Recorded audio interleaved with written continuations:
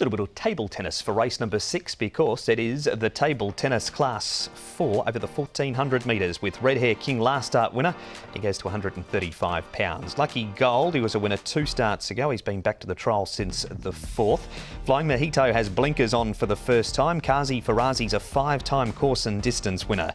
Sparky Stars had 2 trials since we saw him on the 5th of March. Big 2 has the hood coming off. Loriz, all of his wins have been 1200 at Happy Valley. Commanding Missile, 2 starts for Michael Cheng for a 2nd and a 4th, and Casa Legend, lightweight, better draw than the 2nd behind Flamingo Trillion last time, Tom. That was only 7 days ago for him, Casa Legend, but Loriz can lead in this, but certainly Sha Tin's not been a great track for him in the past. Regent Glory can sit to handy, and Commanding Missile should get the run of the race from Barrier 2. Looks tricky for Alfie Chan, War of Courage from Barrier 12. Maybe if Loriz gets out to a little bit of a margin there, he could get across if Regent Glory doesn't decide to go with him. And Lucky Golden, I Give actually never got anywhere near the pace last time out, so Barrier 14. He is a horse that can go forward, but he needs to produce a bit of pace to do that.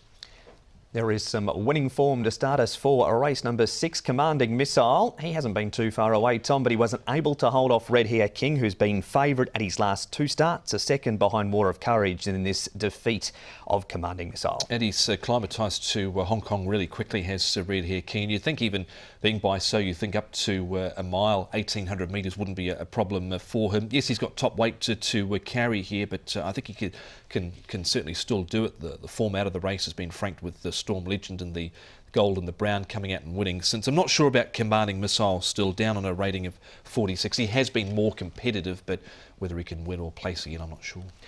Going back 2 starts ago for Red Hair King, where he was beaten, Tom, by War of Courage. He's there on the inside. Lucky Gold 4th. Now, he was a winner on the 19th of March. He carried £5 more than that in this race and does again in this race on Sunday. He'd been out in the wilderness for a long time, had War of Courage, came out first up the season, ran 4th, and then was able to win this at a big price. He has won off a rating of up to 63 in the past, but I think Barrier 12 makes it tricky for him. Hard to leave out Lucky Gold. He's going so well at the moment. This has been a good form race, of course, with War Weapon, Flamingo Trillion, all coming out and winning Red Hair King. So, yeah, certainly not the worst as Lucky Gold.